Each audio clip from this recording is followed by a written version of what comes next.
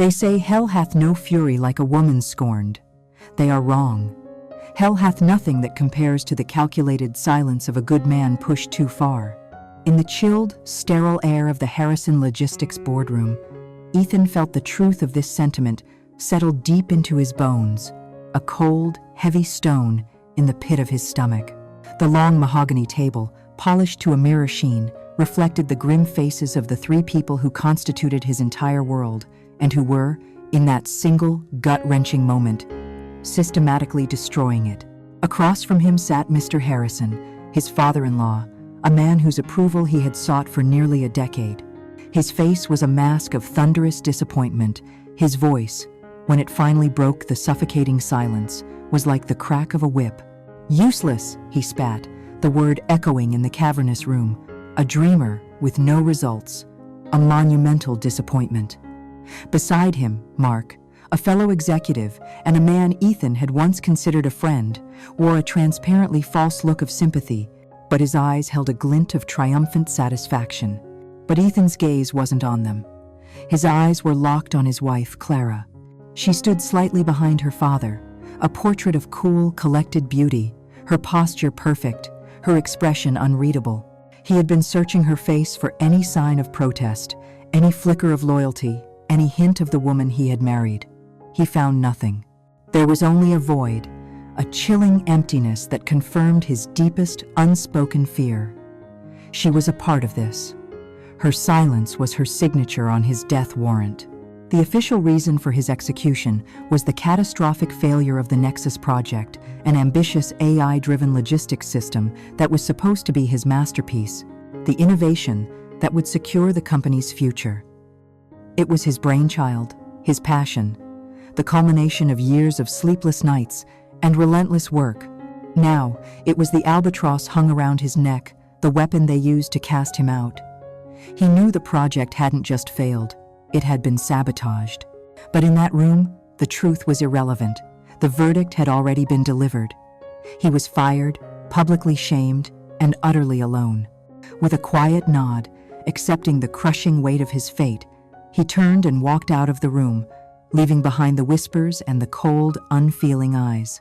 He packed a single, small cardboard box with the few personal items from his desk, and as he stepped out of the gleaming glass tower and into the sudden, torrential rain, he felt nothing but the profound, echoing silence of a betrayal so complete, it had stolen the very air from his lungs.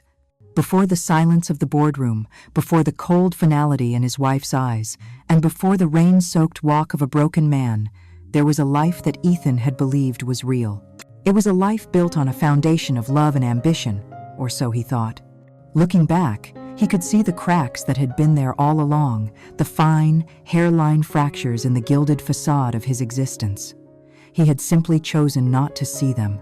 His story within the Harrison family began not with a desire for wealth, but with a love so consuming it blinded him to the world he was truly entering. Ethan was a creator, a digital architect who found more beauty in the elegant flow of code than in the cold, hard gleam of a stock portfolio. He came from nothing, a scholarship kid who built his first computer from discarded parts and taught himself to program in the quiet hum of the public library. His mind was his kingdom, and in that kingdom, he was a king. He met Clara Harrison at a university tech symposium. He was on stage, effortlessly explaining a complex algorithm he'd designed, and she was in the front row, a vision of inherited grace and sharp intelligence. She wasn't just beautiful, she was captivated by his mind, or at least that was the performance she gave. She saw the raw, untamed genius in him, a powerful force that, if harnessed correctly, could be immensely valuable. For Ethan, it was simpler. He fell in love. He fell for her quick wit, her dazzling smile, and the way she made him feel seen in a world that had often overlooked him. Marrying her felt like the ultimate validation, and joining her father's company, Harrison Logistics, seemed like the natural next step. He would use his talent to help build her family's legacy, their legacy. It was a romantic notion, and a profoundly naive one. The patriarch, Mr. Harrison, was a man carved from the old world. He had built his logistics empire with grit, handshakes, and a healthy dose of intimidation. He viewed Ethan's world of data and algorithms with deep suspicion, a kind of necessary evil in the modern age. He never saw Ethan as a son, but as a high-value acquisition, like a new piece of proprietary software.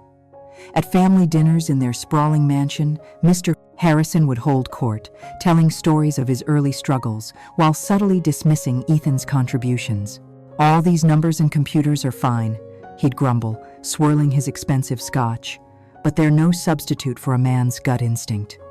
And Ethan would simply nod, while Clara placed a gentle, placating hand on his arm, her touch a silent instruction to endure, to wait. Then there was Mark. Charming, politically savvy, and utterly mediocre in talent, Mark was everything Ethan was not. He had mastered the art of corporate sycophancy, becoming the son Mr. Harrison never had.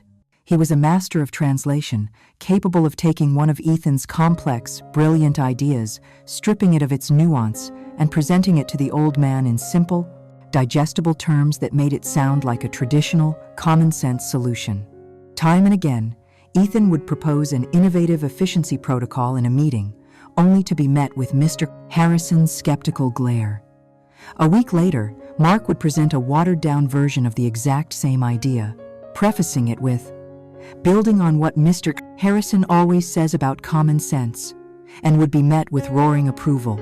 Ethan would look to Clara, a storm of frustration brewing inside him, but she would offer only a serene smile and a barely perceptible shake of her head. "Not now," her eyes would say. "Pick your battles." This was the rhythm of his life, a constant, gentle suppression. He lived in a beautiful house he didn't feel was his, drove a luxury car that felt like a costume, and attended lavish parties where he was introduced as Clara's husband, the tech guy. He was the ghost in the machine, the silent engine that powered the Harrison empire, while others stood at the helm, waving to the crowds. Clara was his anchor and his handler. She would soothe his frustrations in the privacy of their bedroom, telling him how proud she was, assuring him that her father was just old-fashioned and that his genius would one day be fully recognized. "Patience, my love," she would whisper, her words a silken balm on his wounded pride. "Your time will come. We just have to be smart about it." He now realized she wasn't counseling patience. She was demanding compliance. The alliance between Clara and Mark grew so organically that Ethan never saw it as a threat. He saw it as a practical partnership. Clara understood the family dynamics, and Mark understood the corporate ones. Together, they often acted as a buffer between Ethan's radical ideas and Mr. Harrison's stubborn traditionalism. He saw them as his advocates, his translators. He was a fool. He never noticed the lingering glances they shared when they thought he wasn't looking, or the way their private conversations would abruptly stop the moment he entered a room. He didn't question why Mark, the head of business development, was so intimately involved in the technical specifications of his projects. He was too busy working, too busy trying to earn his place, too busy believing in the mirage of the happy family he had married into.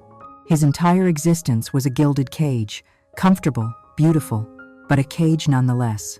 And the project he believed would be the key to his freedom, the one thing that was entirely his, was about to become the very thing they would use to lock the door and throw away the key. That project was Nexus. Project Nexus was not just a piece of software. It was Ethan's soul rendered in lines of code, his magnum opus, the silent, elegant answer to all the doubt and condescension he had endured. In the quiet hum of his isolated server room, surrounded by blinking lights and the cool wash of air conditioning, he was not Clara's husband or Mr. Harrison's disappointing son-in-law. He was a creator, a visionary. Nexus was a self-learning, predictive AI, a sentient digital nervous system designed to be woven into the very fabric of Harrison logistics. It was designed to do more than just manage shipments. It was meant to anticipate them.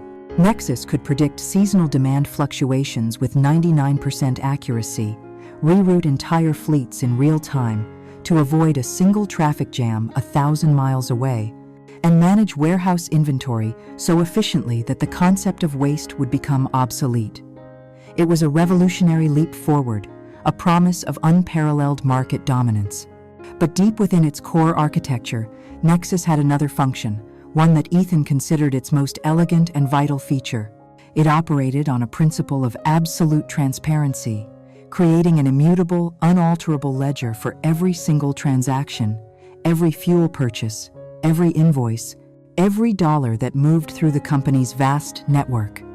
It was a system incapable of dishonesty, a digital truth teller in an industry rife with opaque dealings. To Ethan, this was the pinnacle of logical beauty. To a company that harbored secrets, it was an existential threat. He poured his life into it. He worked through nights, weekends, and holidays, fueled by coffee and the sheer, unadulterated joy of creation.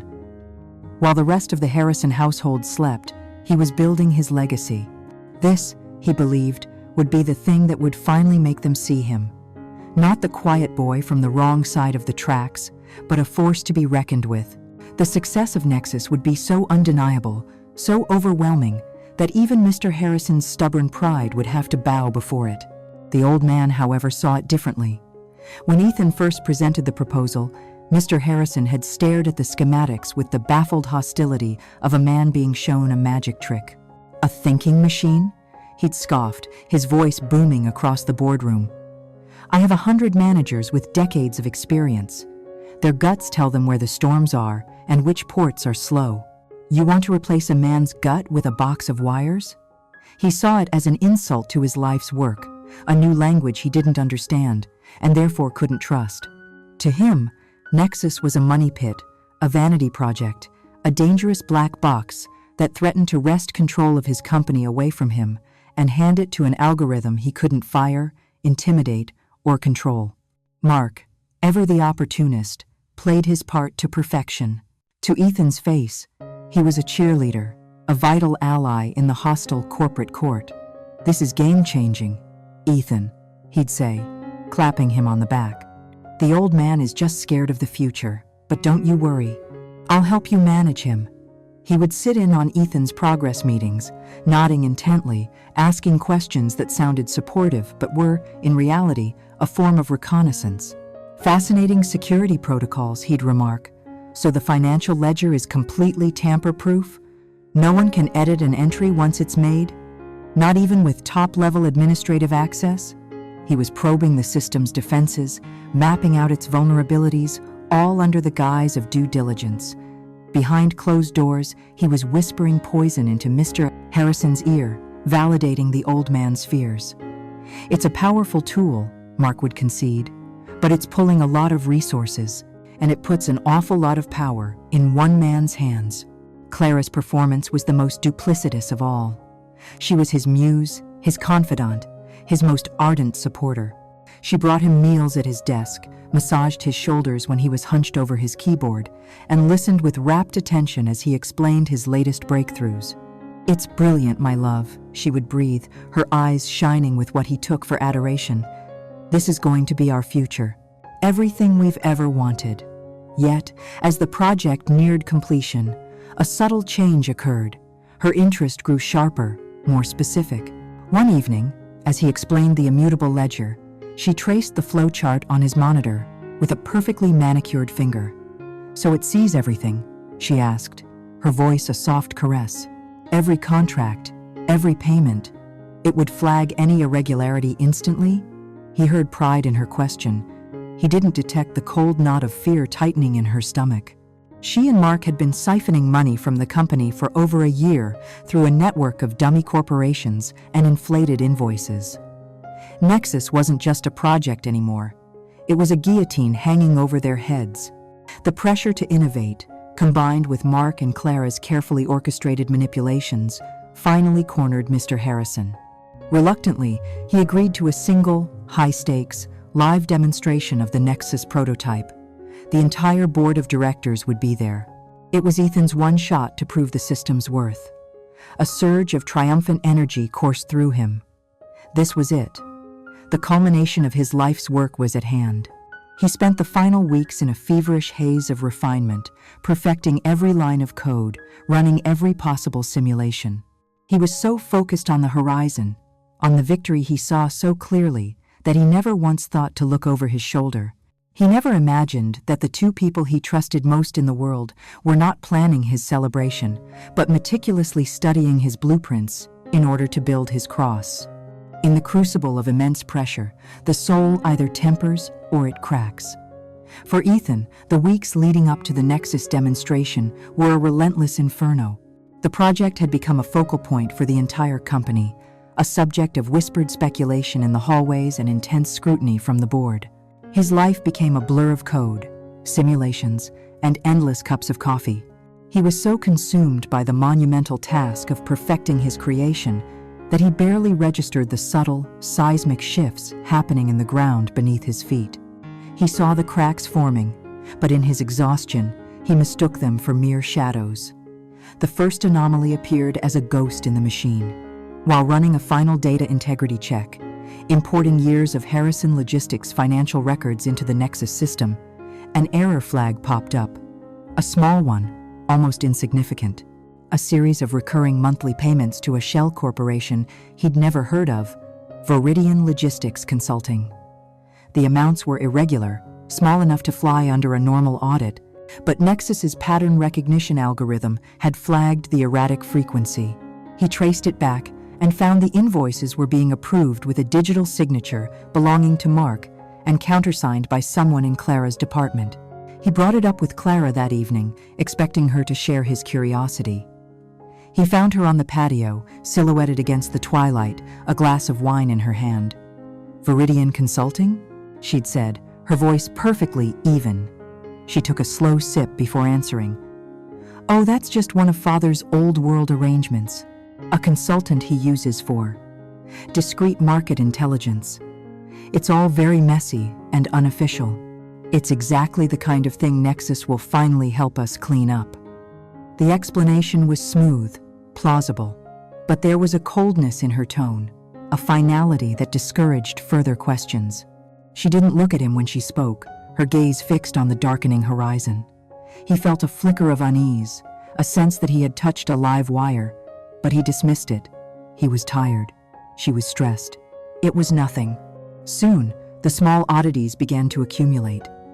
He started noticing the hushed, intense conversations between Clara and Mark, which would cease the moment he rounded a corner. He once saw a flash of a message on Clara's phone as she quickly turned it over, the words, "Nexus Containment," burning into his peripheral vision. He assumed it was corporate jargon for the launch strategy. He saw Mark leaving Mr. Harrison's office, the two of them sharing a look of grim understanding that Ethan felt excluded from. Mark, for his part, became almost suffocatingly friendly, constantly stopping by Ethan's workspace with coffee and praise. "You're a machine, man," he'd say, his smile a little too wide. "We're all counting on you." The praise felt less like encouragement and more like the calming words one might offer a prize animal before leading it to slaughter. The most jarring incident happened one night, a week before the presentation. He had forgotten a crucial hard drive and returned to the office well after midnight. As he approached his workspace, he saw a light on. Mark was sitting at his desk, using his computer. Ethan froze in the doorway, a chill crawling up his spine. Mark's head snapped up, his eyes wide with surprise, a flicker of pure panic in them, before he masked it with a sheepish grin. "Ethan, man, you scared me," he laughed, a little too loudly. He quickly closed several windows on the screen. "I was just, dropping off those final projection numbers for tomorrow's prep meeting, and I was just admiring your work. This interface is a thing of beauty." But Ethan's eyes were fixed on the screen. Before it went black, he was sure he'd seen a directory open, a directory that Mark had no reason to access. Nexus, Core, Sec, Admin. The system's deepest security protocols. "Right," Ethan said slowly, the word feeling heavy in his mouth. "Just email them next time." He was too exhausted to confront him, too deep in denial to process what he had just seen. He told himself Mark was just being nosy, overly ambitious. The alternative was too monstrous to contemplate. His intuition was screaming, but his heart refused to listen. "This is my family," he reasoned with himself every time a new doubt surfaced. "I'm just exhausted, seeing ghosts where there are none." He was a man of logic, and logically, It made no sense for the people who stood to gain the most from Nexus's success to be acting so strangely. He failed to account for a different, more ancient logic, the desperate, cornered logic of self-preservation. The night before the demonstration, the house was quiet. Ethan was in his home office, running a final remote diagnostic, his nerves stretched taut. The door opened softly, and Clara glided in, carrying a glass of his favorite whiskey. She looked radiant, her smile warm and genuine. She came up behind him, her hands gently kneading the tense muscles in his shoulders. "You need to rest," she whispered, her voice a soothing melody. "You've done it, Ethan. Tomorrow, everyone will finally see what I've seen all along. They will see the brilliant man I married." She kissed the top of his head, her touch lingering. He leaned back into her embrace, the warmth of her body, the familiar scent of her perfume, a powerful antidote to his anxiety. All his fears, all the strange inconsistencies of the past few weeks, melted away in that moment. He felt loved, he felt supported, he felt ready. He turned off his computer, took the drink from her hand, and allowed her to lead him from the room. He drifted off to sleep, the calmest he'd been in weeks, utterly oblivious to the fact that his life as he knew it had, for all intents and purposes, already ended. The morning of the demonstration, the air in the Harrison Logistics boardroom was thick with anticipation and expensive cologne. The long mahogany table was crowded with the company's most powerful figures, stern-faced board members, hawk-eyed investors, and Mr. Harrison himself, presiding over it all from the head of the table like a king holding court. Ethan stood before them, his heart hammering against his ribs, a familiar cocktail of anxiety and adrenaline coursing through his veins. Beside the main presentation screen, Clara and Mark stood as a united front, offering him reassuring smiles that seemed, for a fleeting moment, oddly predatory. He dismissed the thought as a symptom of his nerves. Today was the day. Today, his work would speak for itself. He began, his voice gaining confidence as he delved into his passion. He explained the philosophy of Nexus, its predictive capabilities, its efficiency. He ran the initial simulations, and the system performed flawlessly. On the main screen, complex supply chains untangled themselves into elegant, optimized pathways. Fictional profits soared. The room, initially skeptical, began to murmur with impressed approval. He saw a few of the younger board members lean forward, their eyes wide. He even caught Mr. Harrison stroking his chin, a grudging respect dawning on his stern features. A wave of relief washed over Ethan. He was winning. They were seeing it. They were finally seeing him. "And now," Ethan announced, his voice ringing with pride, "for the final demonstration, we will transition from simulation to live integration with Harrison Logistics real-time data." This was the masterstroke, the undeniable proof of concept. He typed the final command sequence and hit enter, turning to the board with a triumphant smile. It was the last time he would smile that day. For a single, beautiful second, the system worked. The screen populated with the live, chaotic data of the company's global operations. Then, it began. A flicker. A single line of corrupted code streaking across the display like a digital scar. Then another, and another. The elegant interface dissolved into a waterfall of nonsensical characters. A piercing, high-frequency alarm, one Ethan had designed to signal only the most catastrophic of failures, shrieked from the speakers. The global map, which should have shown thousands of trucks moving in perfect harmony, now displayed routes that spiraled into the middle of the Pacific Ocean. The financial data, his immaculate, truth-telling ledger, went berserk, projecting trillions of dollars in losses per second, the numbers climbing at an impossible rate. A final, humiliating message flashed in the center of the screen in stark, red letters: critical failure. Logic core compromised. Panic, cold and sharp, seized him. This wasn't a bug. This was a demolition. He lunged for the keyboard, his fingers flying, trying to force a system reboot, to access the back-end controls, to do anything. But every command he entered was rejected. Access denied. He was locked out of his own creation. A horrifying realization dawned on him. This wasn't his code. It was an older, unstable build, a version he had discarded months ago, now somehow running in place of his perfected masterpiece. It was like a surgeon opening up a patient to find that someone had replaced their sterile, precision instruments with rusty, broken tools. As Ethan fought helplessly with the machine, Mark made his move. He stepped forward, his face a mask of grave concern. "I knew it," he said, his voice just loud enough for the entire room to hear, directing his words to Mr. Harrison. "I told him it wasn't ready for a live integration. He was too ambitious, too eager to prove himself. His reach exceeded his grasp." The words were a perfectly thrown dagger, painting Ethan as a reckless amateur and Mark as the prudent, ignored advisor. Then came Clara. Her betrayal was a quieter, more devastating art form. She walked slowly to her father's side, placing a steadying hand on his shoulder. She didn't look at the chaotic screen. She looked only at Ethan, her expression not one of anger, but of deep, theatrical sorrow. It was the look of a wife, publicly shamed by her husband's incompetence, a daughter watching her family's legacy go up in flames. The performance was flawless, and it was for an audience of one, her father. Mr. Harrison, whose skepticism had been momentarily pacified, now felt the sting of public embarrassment. His face turned a dangerous shade of purple. He rose from his chair, his fist slamming down on the table, the impact making the water glasses jump. "Enough!" he roared, his voice silencing the panicked murmurs in the room. He pointed a trembling finger at Ethan. You arrogant, reckless fool. You have not only wasted millions of dollars of this company's money, but you have made a mockery of me in front of my entire board." The angry words washed over Ethan, but he barely heard them. His frantic mind had finally pieced it together. The strange glances, Mark at his computer, the access denied message. It wasn't a glitch. It was a coup.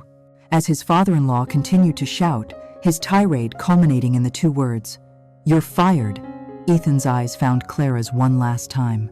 For a fraction of a second, as she stood safely in her father's shadow, her mask of sorrow slipped, and in that instant, he saw it all.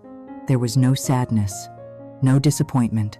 There was only the cold, flat, reptilian glint of victory. The devastating, absolute truth crashed down upon him with the force of a physical blow. They hadn't just let him fail. They had orchestrated it. They had built his stage, written his script, and then calmly watched him perform his own execution. He had been so proud to show them his creation, never realizing they had only ever seen him as the perfect scapegoat. The fall was not a single, dramatic plunge, but a slow, grinding descent into a personal hell. After the boardroom execution, Ethan moved through the following days in a dissociative haze. The world seemed to be happening behind a thick pane of glass, the sounds muffled, the colors muted. He drove away from the gleaming Harrison Logistics Tower with no destination in mind, the small cardboard box on the passenger seat, a pathetic monument to a life that no longer existed. He ended up in a cheap motel, the scent of stale smoke and disinfectant, a stark contrast to the clean, minimalist lines of the home he had shared with Clara. He had expected a phone call, a tearful confrontation, a dramatic final scene. He received nothing. The silence from Clara was more damning than any accusation. 3 days later, a courier delivered a thick envelope to his motel room. Inside were the divorce papers. They were clinical, brutal, and efficient. Her lawyers had already crafted a narrative, citing irreconcilable differences and his erratic and professionally reckless behavior that had caused significant emotional and financial distress to the family. He was being erased. His shared accounts were frozen. His name was removed from the title of their house. Every bridge to his old life was being systematically dynamited behind him, leaving him stranded on a barren shore. He tried calling her, just to hear her voice, to understand. The calls went straight to voicemail. His texts, once filled with love and plans for the future, now went unanswered, their single gray check marks, a constant, mocking reminder of his disconnection. When he finally ventured out, seeking new employment, he discovered the true extent of their betrayal. They had not just fired him, they had salted the earth. Whispers had already slithered through the tight-knit logistics industry. Ethan, the brilliant innovator, had been recast as Ethan, the unstable genius who cracked under pressure. They painted his passion as obsession, his vision as delusion. Recruiters who had once hounded him now offered polite but firm rejections. The non-compete clause in his contract was the official reason, a 2-year sentence in a professional prison. But the real bars were the rumors, the carefully planted lies that had poisoned his reputation beyond repair. Mark and Clara hadn't just pushed him out of the company. They had pushed him out of the entire industry. With his savings dwindling, he was forced to leave the anonymous misery of the motel for the more permanent despair of a cramped, run-down apartment. The windows looked out onto a brick wall, and the constant wail of sirens replaced the gentle hum of the suburbs.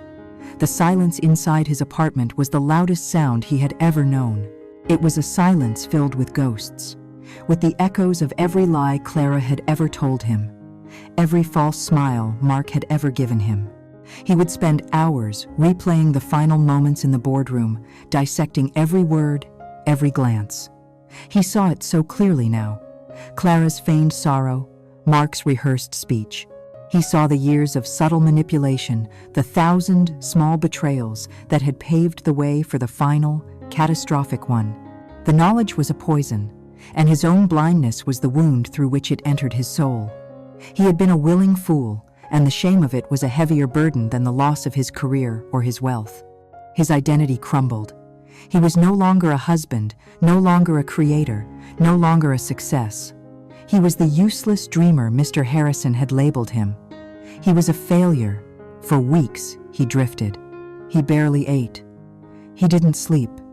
He was drowning in the abyss they had created for him. But in the deepest, darkest pits of despair, something unexpected began to happen. The grief, a heavy, suffocating blanket, began to fray at the edges. And through the holes, a different kind of emotion began to seep in. It was not hot and explosive, but cold, sharp, and intensely clarifying. It was rage. A pure, unadulterated rage, born not of a broken heart, but of a profound sense of injustice. They hadn't just left him. They had tried to unmake him, to rewrite his history and erase his very essence. They thought they had buried him, but they had only planted a seed. One bleak afternoon, sitting on the floor of his barren apartment, he finally opened the cardboard box from his old office. It was mostly junk, a coffee mug, a few worn programming manuals, a framed photo of him and Clara in happier times. He stared at her smiling face but felt nothing, the love now cauterized by the truth. He was about to throw the whole box away when his fingers brushed against a small, metallic object at the bottom. It was a thumb drive, an encrypted, personal backup drive he had forgotten he even had. On it, he knew, was a single, pristine, time-stamped copy of the Nexus source code, the final, perfect version, from the night before the demonstration. His hands trembled as he plugged it into his cheap, second-hand laptop. After entering the complex password, the file directory appeared. He clicked it open. And there it was, his soul. Millions of lines of perfect, elegant, revolutionary code scrolled across the screen. It was the truth. It was the proof. It was everything they had tried to take from him. As he stared at the glowing green text reflected in his eyes, the grief and despair were burned away, replaced by a deadly calm. They had called him useless. They had called him a failure. But his creation, his undeniable truth, was alive. And in that moment, Ethan knew he wasn't at the end of his story. He was at the beginning of theirs. The abyss is not a bottomless pit. It is a crucible. And for Ethan, the fire of his rage had finally burned away the last vestiges of his despair. He was no longer a victim replaying his own tragedy. He was a strategist studying the battlefield. His cramped apartment transformed from a prison of misery into a war room. Fueled by cheap instant coffee and an all-consuming need for vindication, he spent his days and nights doing the one thing they couldn't take from him: thinking. He analyzed Harrison Logistics from the outside, mapping their inefficiencies, their bloated contracts, their arrogant resistance to change. He dissected the corrupted code from the demonstration, reverse engineering the sabotage with the cold precision of a bomb disposal expert.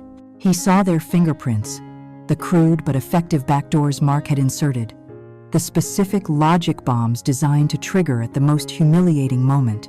And on his encrypted thumb drive, he nurtured the perfect, pristine code of the real Nexus, his truth, his weapon. He was a general with a brilliant war plan, but no army, no resources, no way back onto the field. Until one rainy Tuesday afternoon, a message flickered into his spam folder, a single line from an unfamiliar address. "I always knew you were better than that. S." He almost deleted it, but the initial stopped him. S. Sarah. A quiet but brilliant junior engineer from his old department, a woman who had always looked at his work with genuine admiration. He replied with a single cautious question mark. The response came back almost instantly. Sarah had quit Harrison a month after he was fired, disgusted by the smug, self-congratulatory atmosphere Mark had cultivated. She told him the whispers in the industry were strong, but that not everyone believed them. And then she wrote the words that would change everything. "The CEO of my new company, Innovate Dynamics, has a healthy disrespect for industry gossip. Her name is Evelyn Reed. She eats men like your father-in-law for breakfast. She might be interested in the truth." The meeting was arranged with the clandestine secrecy of an intelligence exchange. Not in a gleaming corporate tower, but in the quiet, wood-paneled corner of a forgotten downtown library. Evelyn Reed was nothing like Mr. Harrison. Where he was bombastic and ruled by ego, she was calm, observant, and radiated an aura of absolute control. She was dressed in a sharply tailored suit, her eyes a piercing, intelligent gray that seemed to analyze him down to his component parts. She didn't offer pleasantries or condolences. She simply gestured to the chair opposite her and said, "Sarah says you're a ghost. Convince me you're real."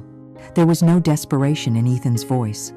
The man who had been shattered was gone, replaced by someone harder, sharper. He didn't plead for a job or recount his tale of woe. He opened his cheap laptop, plugged in the thumb drive, and began. "What Harrison Logistics told the world was that my project failed," he started, his voice low and steady. "The truth is, my project was too successful. It was designed for radical transparency and efficiency, and the company's current leadership, your main competitor, is neither transparent nor efficient."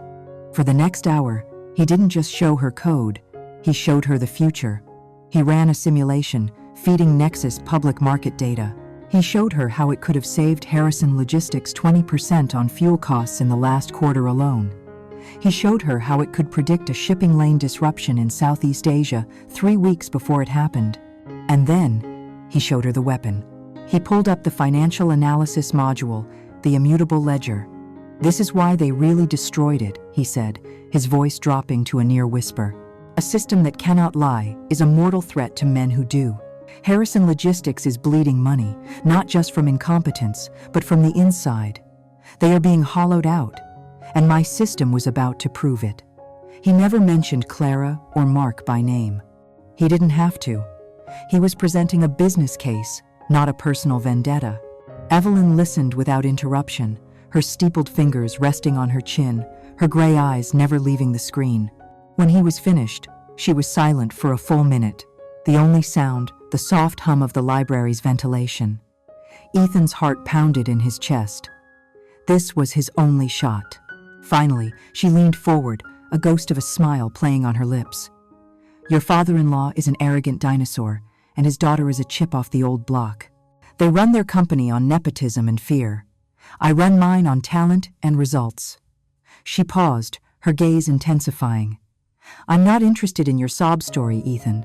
Frankly, I don't care that your wife betrayed you. I'm interested in your anger. I see it in your eyes. It's been refined, focused. It's a tool." She closed his laptop for him, the gesture both a conclusion and a beginning. "Here is my offer.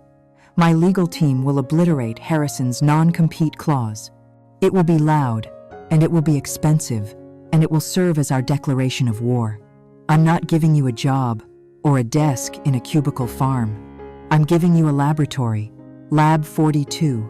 It's a black-site R&D facility with its own budget, its own security, and zero oversight from the main company. You will have a hand-picked team of my best engineers, and you will answer only to me. You will rebuild Nexus, and you will make it 10 times more powerful, 10 times more ruthless than you ever imagined." She stood up, her presence filling the small space. She looked down at him, not with pity, but with the clear-eyed appraisal of a general sizing up her newest weapon.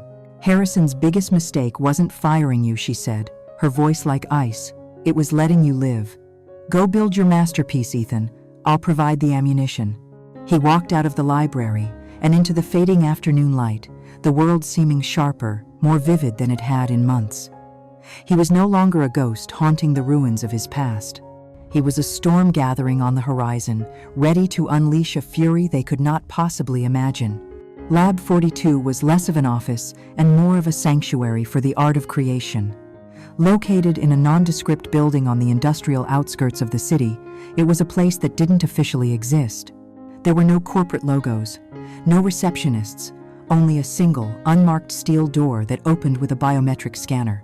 Inside was a high-tech cathedral of innovation.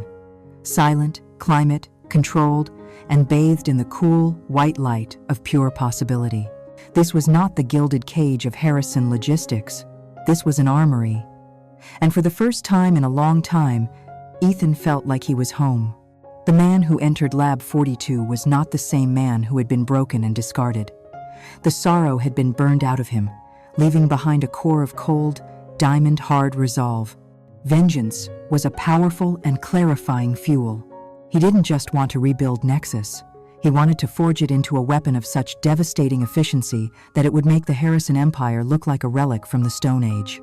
He worked with a ferocious, almost inhuman intensity. His pain, his humiliation, his rage, he channeled all of it into his code. Every elegant algorithm was a rebuke to their incompetence. Every impenetrable security layer was a monument to their betrayal. He was the first to arrive each morning and the last to leave, often sleeping on a cot in the corner of the server room, the rhythmic hum of his creation, a lullaby of retribution. His team, a small group of the brightest and most unconventional engineers handpicked by Evelyn, were initially taken aback by his quiet, obsessive demeanor. He wasn't a charismatic leader who gave motivational speeches. He led from the trenches, his brilliance the only authority he needed. He could solve in an hour a coding problem that had stumped them for a week. He could anticipate system flaws before they even materialized. He demanded perfection not just from them, but from himself, and in the crucible of that shared, relentless pursuit, he earned not just their respect, but their fierce, unwavering loyalty. This new creation, Nexus 2, was not merely a restoration of the original. It was a complete reimagining, built from the ground up with the specific purpose of waging war. Ethan's intimate knowledge of Harrison Logistics' weaknesses was now his greatest asset. He designed a predictive contract bidding module that could analyze a competitor's financials and bidding history to calculate their absolute lowest possible offer, and then formulate a bid designed to undercut it by a single, surgically precise dollar. He built a logistics stress test simulator that could identify the weakest links in an opponent's supply chain, a specific port, a particular trucking union, a single point of failure, and devise strategies to exploit them. It was a masterpiece of corporate warfare, and Innovate Dynamics was about to become its first beneficiary. After a year of relentless work, Nexus 2 was quietly integrated into Innovate's own operations. The results were instantaneous and seismic. The company's operational efficiency shot up by 40% in 6 months. Their fuel costs dropped by 25%. Their delivery times became the most reliable in the industry. Ethan had not just built a piece of software. He had transformed the entire company into a ruthlessly efficient machine.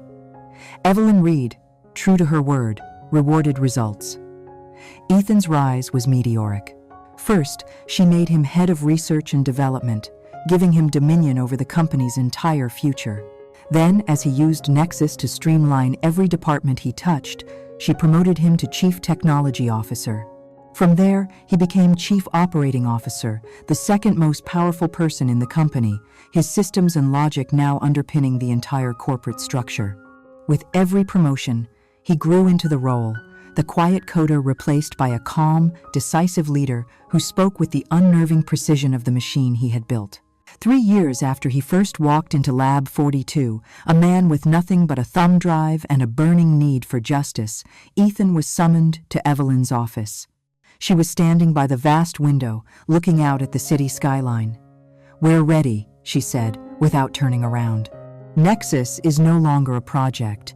It's the heart of this company. Our profits are up, our stock has tripled, and our board is very, very happy. But I didn't bring you here to make the board happy." She finally turned to face him, a rare, wolfish grin on her face. "I brought you here to go to war. I'm moving to the position of chairwoman. I will steer the ship from a distance. But a ship like this needs a captain on the bridge, a wartime CEO." She paused, letting the weight of the moment settle. "The board has already approved my recommendation. The company is yours to command, Ethan." The transformation was complete. The next day, he walked into the CEO's office, a space that was nearly identical to the one Mr. Harrison occupied across the city. But where Harrison's office was a monument to the past, filled with trophies and portraits, Ethan's was sparse, functional, dominated by a single, massive screen displaying the real-time data of his global operations. He was no longer the boy from the wrong side of the tracks, desperate for approval. He was no longer the trusting husband, blind to the vipers in his own home. He was a commander, a strategist, a force of nature forged in the fires of betrayal. He stood at the window, just as Evelyn had, his gaze fixed on a distant point on the horizon, the gleaming, arrogant tower of Harrison Logistics. The phoenix had not just risen from the ashes, it had become a dragon. And it was, at long last, ready to hunt. The throne room of corporate power is not a place for celebration. It is a command center. When Ethan took the CEO's chair at Innovate Dynamics, there was no inaugural party, no champagne, no self-congratulatory speeches. There was only a quiet, monastic focus that settled over the executive floor. The entire industry was watching, buzzing with speculation about the mysterious tech prodigy Evelyn Reed had handpicked as her successor. They were expecting a period of adjustment, a cautious, steady-as-she-goes approach. They were about to be sorely mistaken. Ethan was not a peacetime ruler. He was a general, and his army had been preparing for this exact moment for 3 years. His first act as CEO was not to issue a press release, but to convene a meeting in a secure, data-saturated room his team had nicknamed the War Room.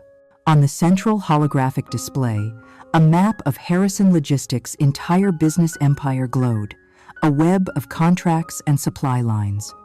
His team watched as he calmly bypassed their largest, most profitable accounts. He wasn't interested in a simple punch to the gut. His first strike had to be a blow to the heart. His finger traced a line to a single, unassuming client. "Here," he said, his voice resonating with cold authority. "Sterling Coal Manufacturing." A murmur went through the room. Sterling Coal wasn't their biggest client, but it was their oldest. It was the cornerstone, the very first major account Mr. Harrison had landed as a young man, the one he spoke of in every interview about the company's history. It was a legacy built on a handshake and decades of loyalty.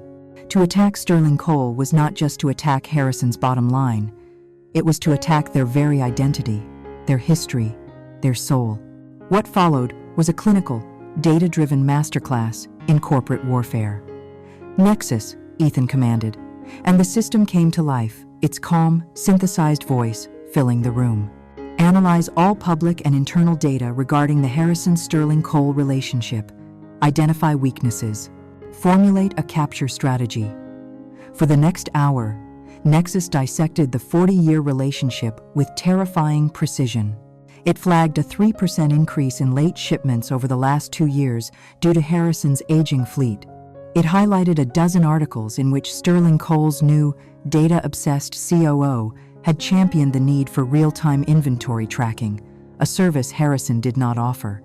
It even analyzed Mr. Harrison's personality, concluding with a 92% probability that his bid would be based on emotional loyalty rather than competitive pricing, leaving him vulnerable to an aggressive, data-driven offer. Nexus then constructed the perfect weapon, a proposal that was both a gift to Sterling Cole and a poison pill for Harrison Logistics. It promised everything the new COO wanted: full real-time tracking, a dedicated Nexus-powered inventory management system guaranteed to reduce their warehousing costs by 15%, and a contractual promise of 99% on-time delivery. And then came the price. The algorithm calculated the exact profit margin Harrison needed to maintain on the account and formulated a bid that was precisely, devastatingly, 0.25% below it. It was a price Harrison could not match without taking a significant loss, a loss their already strained finances could not afford. The proposal was a checkmate, delivered before the game had even begun. The final bidding presentation was to be held in a neutral third-party conference room. Mark, now Executive Vice President of Harrison Logistics, walked in with the unearned swagger of a man who believed the outcome was a foregone conclusion. He was shaking hands, laughing, the picture of complacent confidence. He didn't even look at the two executives from Innovate Dynamics already seated at the table. The door opened one last time. Mark turned, a practiced smile on his face, ready to greet the CEO of his rival company.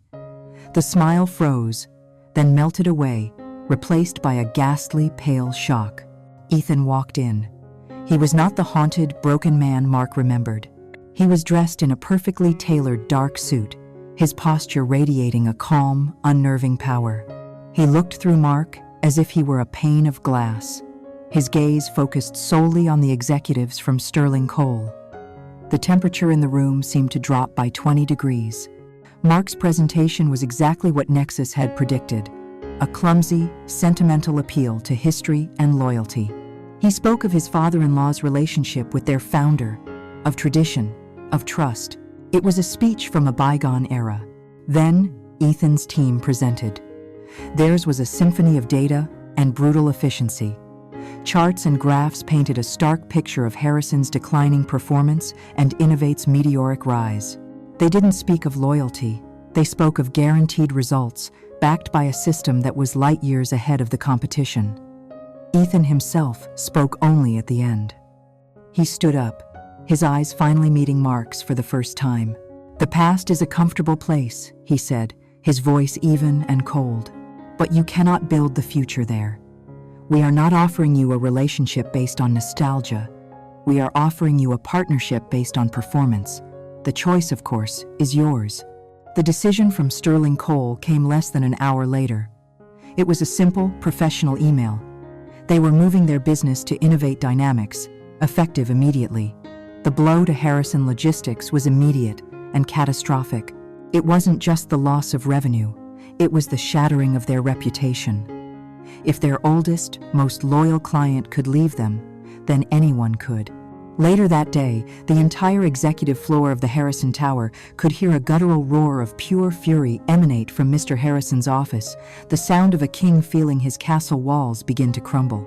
Across the city, Ethan stood in his own office, watching the stock ticker for Harrison Logistics begin its sharp, downward plunge. The first strike had landed, the message had been delivered. The ghost they thought they had buried was not only real, he was here to collect. The fall of the Sterling Cole account was not a solitary event, it was the first tremor of a meticulously engineered earthquake. Ethan did not pause to celebrate his victory. Celebration was an emotion, and emotion had no place in the cold, logical architecture of his revenge. From the command center of his office, he initiated the next phase of his plan. A relentless, systematic campaign of attrition designed to dismantle the Harrison empire, brick by painful brick. His weapon, Nexus 2, became an instrument of divination, predicting the enemy's weaknesses with chilling accuracy. It scanned Harrison's entire client portfolio, flagging the most vulnerable accounts based on 100 different metrics: contract renewal dates, a client's public emphasis on modernization, Harrison's own performance data showing shipping delays along specific routes. The strategy was not a chaotic rampage, it was a series of surgical strikes. First, Innovate poached the lucrative agritech contracts in the Midwest, offering a Nexus-powered system that could predict crop yields and optimize distribution, a service Harrison's antiquated network couldn't dream of matching. Next, they captured the time-sensitive medical supply chains on the East Coast, guaranteeing delivery windows with a 99.9% accuracy that made Harrison's model look reckless by comparison. With each victory for Innovate, another crack appeared in the foundations of the Harrison Tower. But Ethan's strategy was two-pronged. He knew that a company was more than its clients, it was its people. While the world watched the high-profile contracts, he began a quieter, more insidious campaign to hollow out Harrison Logistics from within. He didn't go after the sycophantic executives. He went for the heart. He knew the names of the best dispatchers, the logistics wizards who held the chaotic network together through sheer skill. He remembered the sharp young data analysts whose insights were consistently ignored by the old guard. One by one, Innovate's recruiters made discreet offers, promising them not just better pay, but a chance to work with the most advanced technology in the industry and a culture that valued talent over tenure. The exodus started as a trickle, then became a flood, leaving Harrison Logistics not just financially wounded, but critically short of the very expertise it needed to survive. Inside the crumbling castle, paranoia and fear became the air they breathed. Mr. Harrison, a man utterly incapable of admitting his own obsolescence, saw only a personal vendetta. He responded not with strategy, but with blustering rage. He held marathon meetings, his voice hoarse from shouting, demanding more loyalty, more effort, more of the same failing methods. His tyranny only accelerated the decline, pushing his best people directly into the welcoming arms of his rival. The pressure fractured the unholy alliance between Clara and Mark. The thrill of their shared conspiracy had curdled into the bitter terror of mutual destruction. They were trapped, their fortunes and their freedom tied to a sinking ship. A tense, emergency board meeting told the whole story. Mark, his face pale and drawn, stood before his father-in-law, desperately trying to make him see reason. "We have to modernize," he pleaded, ironically presenting a pathetic, watered-down version of a plan Ethan had proposed years ago. "We need to invest in tracking technology. We need to streamline." "Invest?" Mr. Harrison roared, his face flushed. "We're bleeding money, and you want to spend more on the very same computer nonsense that fool brought to our doorstep? Never. This is about loyalty, not algorithms. We fight back with strength, not surrender." Clara sat between them, a perfect porcelain statue of a woman whose composure was finally beginning to show hairline cracks. She saw the futility of her father's rage and the desperation in her lover's eyes. Mark shot her a furious, pleading glance, but she could do nothing. To side with Mark would be to admit her father was wrong. To side with her father was to embrace their inevitable doom. Later, in the privacy of her office, the facade shattered. "Your father is going to ruin us," Mark hissed, pacing like a caged animal. "This isn't a game, Clara. When this company collapses, the auditors will swarm over the books. They will find everything. And whose fault is that?" She shot back, her voice a venomous whisper. "You were the one who said Ethan was a nobody, a ghost we had buried. You underestimated him. You let this happen. Their affair was no longer a passion. It was a shared prison sentence, and they had become each other's jailers." The financial squeeze became a death spiral. To cover their mounting losses, Harrison Logistics began selling off assets. First a warehouse in Ohio, then a fleet of trucks in California. The news hit the financial press, and their stock, already wounded, went into freefall. The empire was visibly dying, a great beast bleeding out in public. Through it all, Ethan remained a remote, almost spectral figure.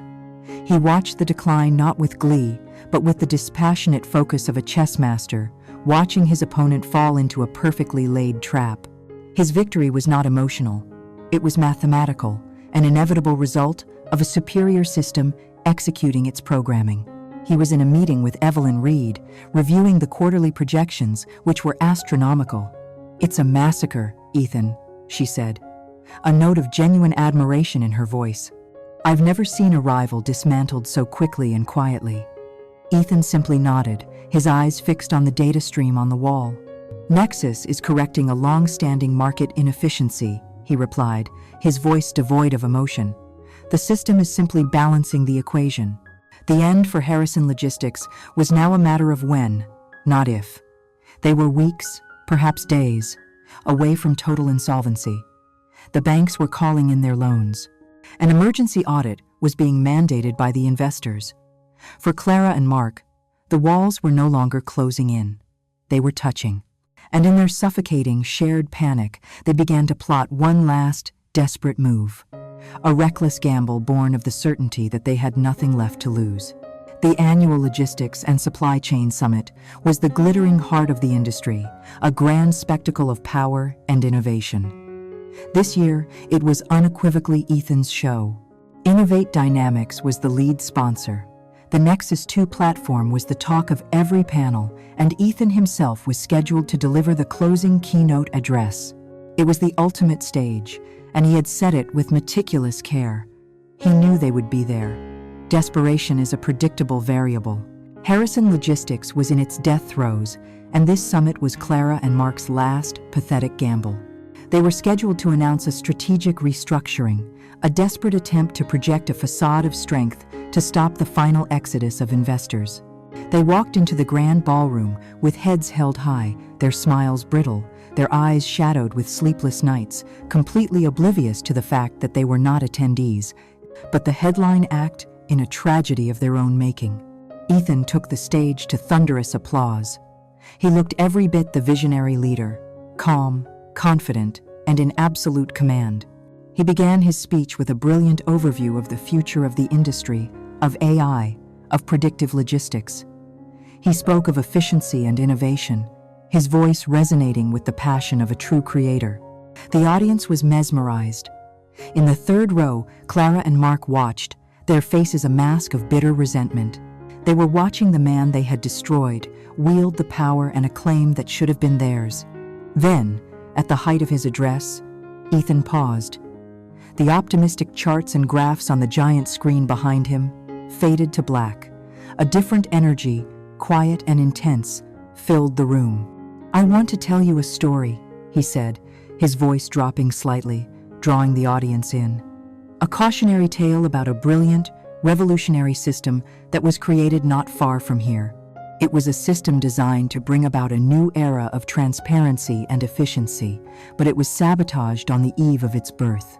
It was murdered in its cradle, by the very people it was meant to enrich.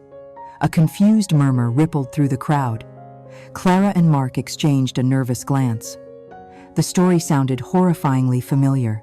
People wondered why this project failed so catastrophically. Ethan continued, his eyes scanning the audience, finally resting on them. Today, I want to answer that question. On the screen, 2 columns of code appeared. On the left, a block of text glowed green, its structure clean and elegant. On the right, a corrupted, chaotic version glowed red. On the left, Ethan said, his voice like a surgeon's scalpel, is the original, time-stamped source code for a project called Nexus, as it existed on the night before its demonstration. On the right is the code that was actually presented. As the engineers in this room can see, this wasn't a bug. This was a deliberate, malicious insertion of corrupted code designed to trigger a catastrophic failure. Gasps could be heard from the audience as he highlighted the specific lines of sabotage. Clara's hand flew to her mouth. Mark's face had gone completely white. They were trapped, pinned by a spotlight in a room of 1,000 witnesses. But the most important question isn't how, Ethan went on, his voice cutting through the stunned silence. It's why. Why would anyone destroy a system that would have made them millions? The answer is simple. It's because it would have cost them more. The code vanished, replaced by a series of financial ledgers and bank transfers. The name Viridian Logistics Consulting appeared on the screen in giant, damning letters. This system was not destroyed because it was a failure, Ethan declared, his voice rising with cold, righteous power.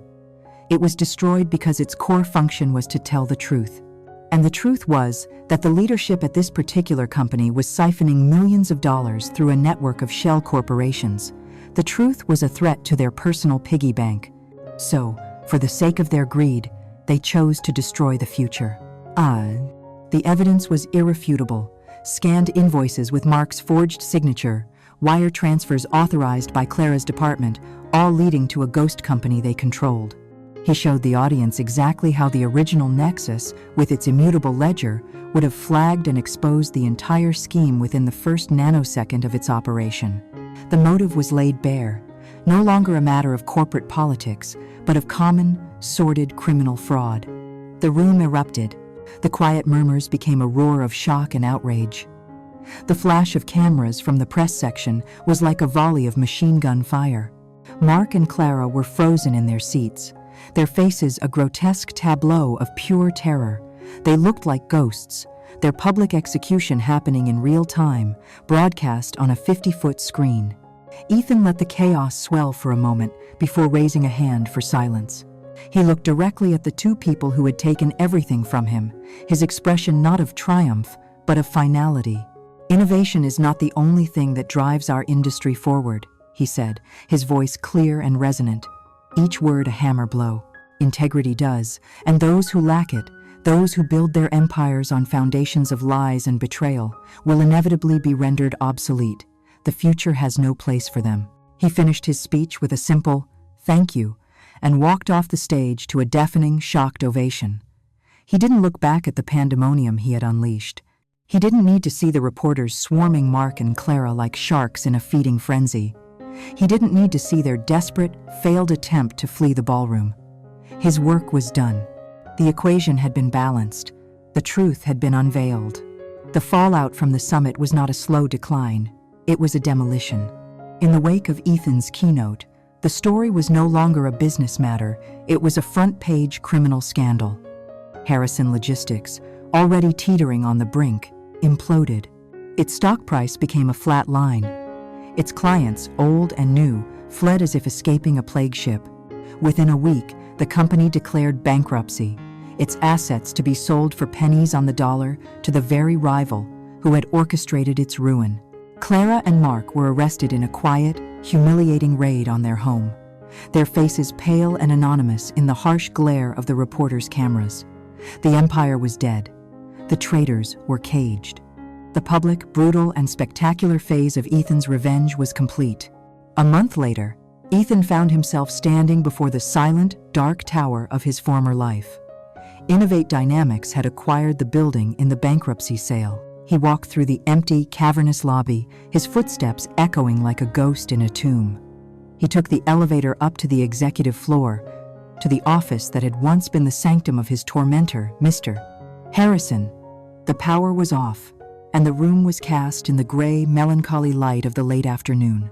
Dust motes danced in the sunbeams, and the faint scent of stale cigar smoke, a phantom of the old man's power, still hung in the air.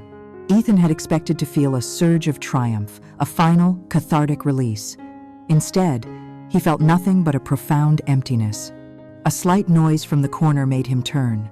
There, in the shadows, sat Mr. Harrison.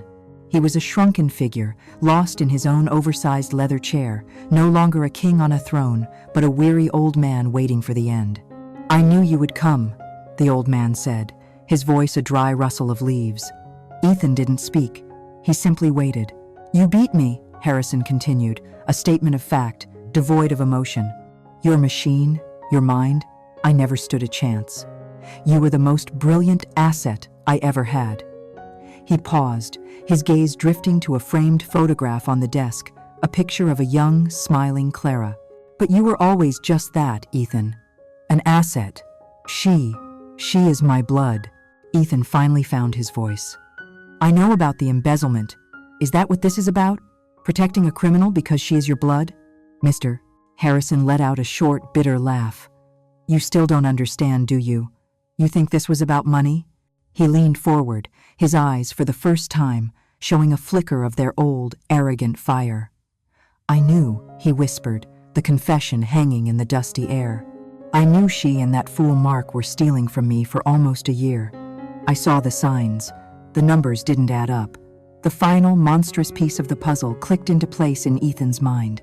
"You knew?" he asked, his voice barely audible. "Of course I knew," the old man sneered, a pathetic pride in his own cunning. "Do you have any idea the shame?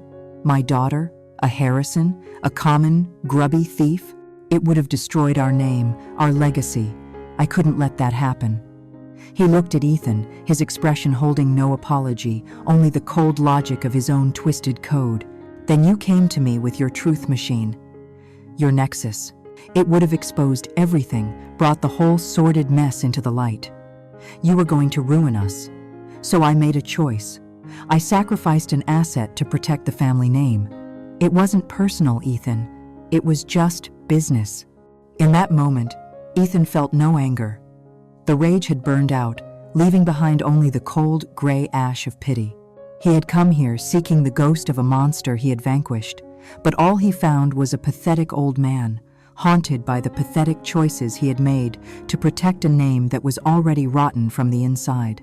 His victory was not hollow, it was irrelevant. He hadn't been fighting a titan of industry. He had just been a pawn in a sad, corrupt family's desperate attempt to hide its own decay. His revenge had not been a righteous crusade. It had simply been the final, inevitable symptom of their disease. Ethan turned and walked towards the door, leaving the old man alone in his dusty tomb. He realized he didn't want the office, the building, or any part of the toxic legacy it represented. He had his own company, one he had built on merit and truth, not secrets and blood. As he stood on the threshold, a final thought settled in his mind, the one true lesson he had learned from the ashes of his old life. Never underestimate the silence of a man who has endured too much. Because when he finally decides to speak, his voice is not just a sound, it is a storm, powerful enough to level an empire. He walked out without looking back, leaving the ghosts of the Harrison family to choke on their own pride, and stepped out into the clean, open air of his own future. We hope it served as a powerful reminder that the deepest betrayals often come from those closest to us, but the strength to rise again always comes from within. We invite you to join us next time for another tale of drama, justice, and the complex, often heartbreaking, ties of family.